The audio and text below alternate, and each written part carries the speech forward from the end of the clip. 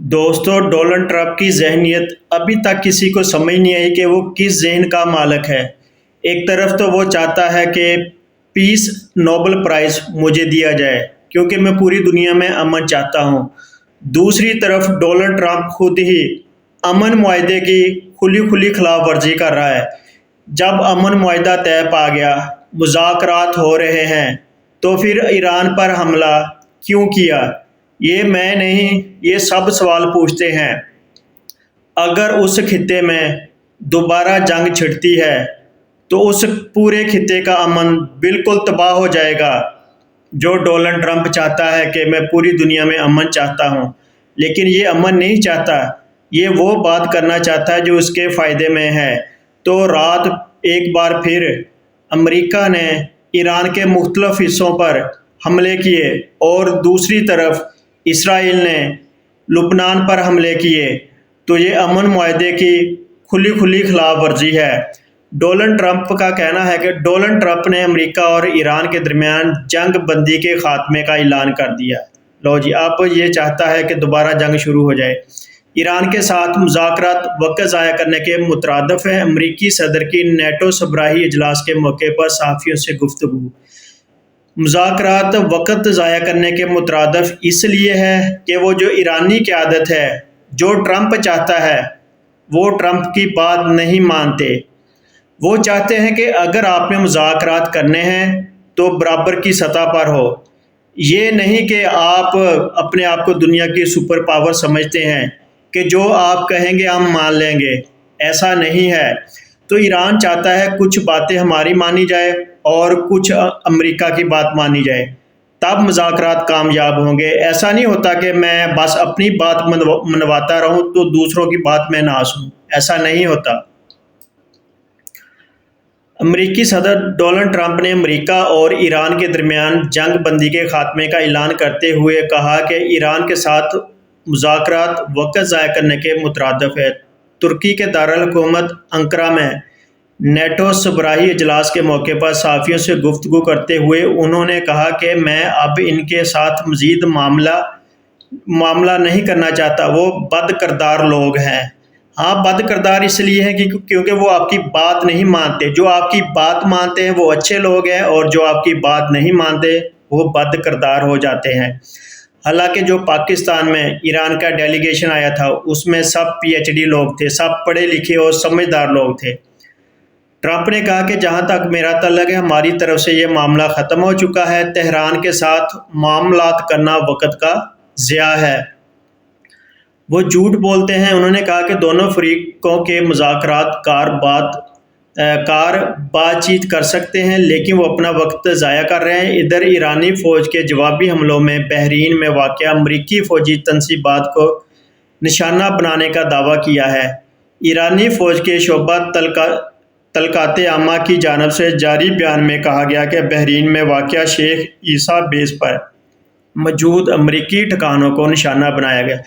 دیکھو، ایک اگر آدمی مجھے مار رہا یا میرا نقصان کر رہا ہے، مجھ پر حملہ کر رہا ہے، تو میرا حق بھی بنتا ہے نا کہ اپنا دفاع کرنا۔ جب ایران اپنا دفاع کرتا ہے تو وہ دہشت گرد بن جاتا ہے۔ بیان کے مطابق یہ کارروائی جنوبی ایران کے فوجی اور غیر فوجی علاقوں پر امریکی حملوں اور 14 نکاتی مفاہمتی یادداشت کی خلاف ورزی کے جواب میں کی گئی۔ ایرانی فوج کا کہنا ہے کہ حملہ ڈرونز کے ذریعے کیا گیا۔ ایرانی فوج کے بیان میں جنگ بندی کی خلاف ورزی کے نتائج سے بھی خبردار کیا گیا ہے اور کہا گیا ہے کہ خطے میں موجود تمام امریکی اڈے ایرانی فوج کے ڈرون کے لیے جائز ہدف ہوں گے۔ یہ دعویٰ ایسے وقت میں سامنے آیا جب بحرین میں دوبارہ دھماکے کی آوازیں سنے جانے کی اطلاعات موصول ہوئیں۔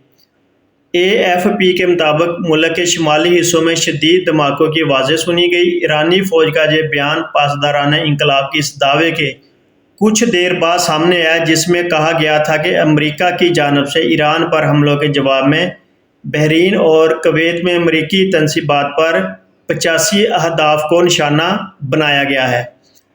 پاسداران انقلاب نے ایک امریکی MQ-9 ڈرون مار گرانے کا دعویٰ بھی کیا ہے۔ اس سے قبل کویتی فوج نے اعلان کیا تھا کہ اس کے فضائی دفاعی نظام میزائل اور ڈرون حملوں کا سامنا کر رہے ہیں، جبکہ بحرین میں بھی خطرے کے سائرن بجنے کی اطلاعات سامنے آئی تھی۔ کویتی فوج کی جانب سے جاری بیان میں کہا گیا کہ فضائی دفاع کا نظام اس وقت دشمن کے میزائل اور ڈرون حملوں کا سامنا کر رہا ہے۔ ایکس پر جاری کویتی فوج کے بیان میں کہا گیا کہ اگر دھماکوں کی آواز سنائی دی تو یہ فضائی دفاعی نظام کے دشمن کے حملوں کو روکنے کے باعث ہوگی۔ کویتی فوج نے شہریوں اور ملک میں مقیم افراد سے کہا کہ وہ متعلقہ اداروں کی جانب سے جاری کردہ سیکیورٹی اور حفاظتی ہدایات پر عمل کریں۔ یہ پیش رفت ایسے وقت میں سامنے ہے جب امریکہ نے ایران پر 80 سے زائد اہداف پر حملے کرنے کا دعویٰ کیا ہے۔ دیکھو، اگر آپ چاہتے ہیں کہ اس خطے میں امن آئے تو وہ بات چیت کے ذریعے آئے گا۔ بندوق یا بمبوں کی وجہ سے اس معاشرے میں یا اس خطے میں امن نہیں آتا، بلکہ کشیدگی بڑھتی ہے۔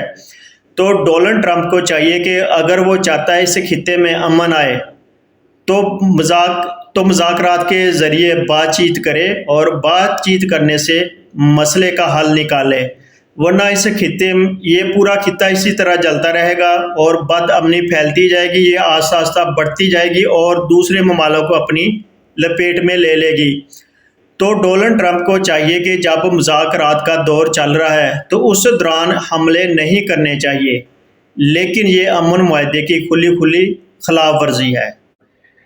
پہلے بھی ایران اور اسرائیل کے درمیان 1.5 ماہ تک جنگ جاری رہی، لیکن امریکہ اپنے اہداف حاصل نہ کر سکا، نہ ہی ایران میں رجیم چینج کر سکا اور نہ ہی بم دھماکوں سے ایرانی عوام کے حوصلے توڑ سکا۔ تو اس سے کیا نقصان ہوا تھا؟ تو ایران نے آبنائے ہرمز بند کر دی تھی۔ آبنائے ہرمز بند کرنے سے پوری دنیا میں تیل کی قلت پیدا ہو گئی تھی۔ جب تیل کی قلت پیدا ہو گئی تھی تو پوری دنیا میں تیل کی قیمتیں بڑھ گئی تھی۔ تیل کی قیمتیں بڑھنے سے پوری دنیا میں مہنگائی بڑھ گئی تھی۔ مہنگائی بڑھنے سے جو غریب آدمی ہے وہ مہنگائی کے نیچے دب گیا تھا، تو غریب آدمی کا جو گزارا وہ بہت مشکل ہو رہا تھا۔ لیکن اب امن معاہدے سے یہ فائدہ ہو رہا تھا کہ جو پٹرول یا تیل یا ڈیزل کی قیمتیں ہیں وہ کم ہو گئی تھی، نیچے آنا شروع ہو گئی تھی، جس سے مہنگائی میں کچھ نہ کچھ کمی ہو رہی تھی۔ لیکن اس طرح کے حالات سن کر جو پٹرول کی قیمتیں ہیں وہ دوبارہ بڑھنا شروع ہو گئی ہیں، اور اگر ایران نے اپنا ہرمز بند کر دیا اور دوسری طرف یمنی فوج نے باب المندب کو بند کر دیا تو ایک بار پھر پوری دنیا میں تیل کا بحران پیدا ہو جائے گا۔ جب تیل کا بحران پیدا ہو جائے گا تو مہنگائی میں خود بخود اضافہ ہو جائے گا۔ تو ڈونلڈ ٹرمپ کو چاہیے کہ وہ اس خطے میں امن پیدا کرنے کی کوشش کرے تاکہ اس خطے میں امن ہو اور جو پٹرول ہے اس کی ترسیل پوری دنیا میں ہو، تاکہ پوری دنیا امن اور سکون سے رہ سکے۔ کیونکہ اگر مہنگائی ہوتی ہے تو پوری دنیا متاثر ہوتی ہے۔ تو اس لیے میرا یہی مشورہ ہے کہ پورے خطے میں امن لانا چاہیے، نہ کہ دوبارہ جنگ کرنی چاہیے۔